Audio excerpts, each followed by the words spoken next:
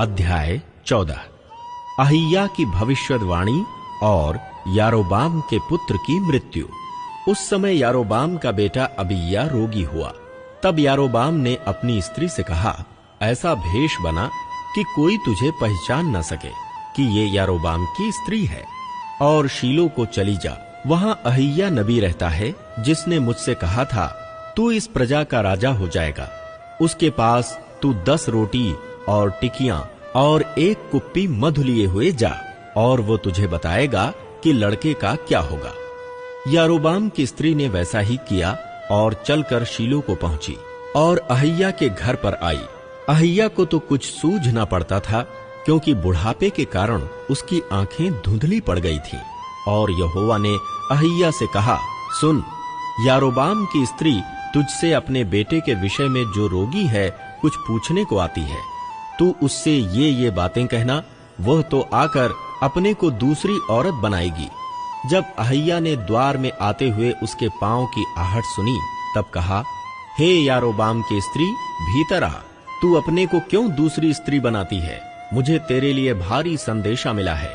तू जाकर यारोबाम से कह कि इस्राएल का परमेश्वर यहोवा तुझसे यों कहता है, मैंने तो तुझको प्रजा में से बढ़ाकर अपनी प्रजा इस्राएल पर प्रधान किया और दाऊद के घराने से राज्य छीन कर तुझको दिया, परंतु तू मेरे दास दाऊद के समान न हुआ, जो मेरी आज्ञाओं को मानता और अपने पूर्ण मन से मेरे पीछे पीछे चलता और केवल वही करता था जो मेरी दृष्टि में ठीक है। तूने उन सबों से बढ़कर जो तुझसे पहले थे बुराई की है, और जाकर पराये देवता की उपासना की और मूर्तें ढाल कर बनाई, जिससे मुझे क्रोधित कर दिया और मुझे तो पीठ के पीछे फेंक दिया है। इस कारण मैं यारोबाम के घराने पर विपत्ति डालूंगा, वरन मैं यारोबाम के कुल में से हर एक लड़के को, और क्या बंदी क्या स्वाधीन, इस्राएल के मध्य हर एक रहने वाले को भी नष्ट कर डालूंगा।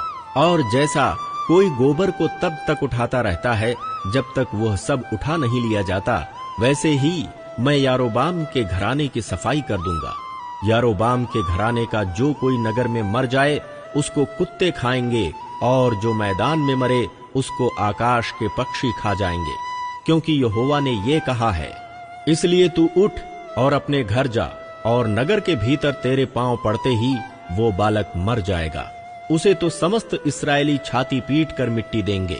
यारोबाम की संतानों में से केवल उसी को कब्र मिलेगी, क्योंकि यारोबाम के घराने में से उसी में कुछ पाया जाता है जो यहोवा इस्राएल के प्रभु की दृष्टि में भला है।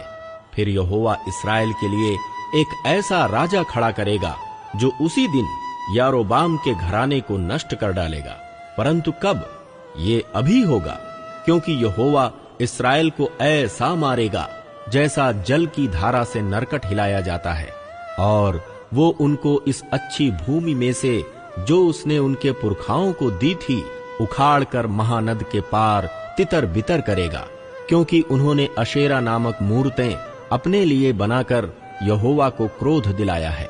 और उन पापों के कारण जो यारोबाम ने किए और इस्राएल से कराए थे, यहोवा इस्राएल को त्याग देगा। तब यारोबाम की स्त्री विदा होकर चली और तिर्जा को आई, और वो भवन की ड्योढ़ी पर जैसे ही पहुंची कि वो बालक मर गया। तब यहोवा के वचन के अनुसार जो उसने अपने दास अहिय्या नबी से कहलाया था, समस्त इस्राएल ने उसको मिट्टी देकर उसके लिए शोक मनाया। यारोबाम की मृत्यु। यारोबाम के और काम, अर्थात उसने कैसा कैसा युद्ध किया और कैसा राज्य किया, ये सब इस्राएल के राजाओं के इतिहास की पुस्तक में लिखा है। यारोबाम 22 वर्ष तक राज्य करके अपने पुरखाओं के साथ सो गया, और नादाब नामक उसका पुत्र उसके स्थान पर राजा हुआ। यहूदा का राजा रहूबियाम। सुलेमान का पुत्र रहूबियाम यहूदा में राज्य करने लगा। रहूबियाम 41 वर्ष का होकर राज्य करने लगा, और यरूशलेम, जिसको यहोवा ने सारे इस्राएली गोत्रों में से अपना नाम रखने के लिए चुन लिया था, उस नगर में वो 17 वर्ष तक राज्य करता रहा। और उसकी माता का नाम नामाह था, जो अम्मोनी स्त्री थी। और यहूदी लोग वो करने लगे जो यहोवा की दृष्टि में बुरा है, और अपने पुरखाओं से भी अधिक पाप करके उसकी जलन भड़काई।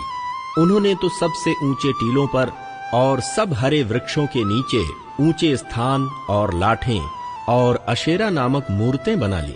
और उनके देश में पुरुषगामी भी थे। वे उन जातियों के से सब घिनौने काम करते थे जिन्हें यहोवा ने इस्राएलियों के सामने से निकाल दिया था। राजा रहूबियाम के 5वें वर्ष में मिस्र का राजा शीशक यरूशलेम पर चढ़ाई करके यहोवा के भवन की अनमोल वस्तुएं और राजभवन की अनमोल वस्तुएं सब की सब उठा ले गया। और सोने की जो ढालें सुलेमान ने बनाई थीं, सबको वो ले गया। इसलिए राजा रहूबियाम ने उनके बदले पीतल की ढालें बनवाईं और उन्हें पहरुओं के प्रधानों के हाथ सौंप दिया, जो राजभवन के द्वार पर रखवाली करते थे। और जब जब राजा यहोवा के भवन में जाता था, तब तब पहरुए उन्हें उठा ले चलते और फिर अपनी कोठरी में लौटा कर रख देते थे। रहूबियाम के और सब काम जो उसने किए, वो क्या यहूदा के राजाओं के इतिहास की पुस्तक में नहीं लिखे हैं? रहूबियाम और यारोबाम में सदा लड़ाई होती रही। और रहूबियाम, जिसकी माता नामाह नामक एक अम्मोनिन थी, अपने पुरखाओं के साथ सो गया और उन्हीं के पास दाऊदपुर में उसको मिट्टी दी गई और उसका पुत्र अबिय्याम उसके स्थान पर राज्य करने लगा।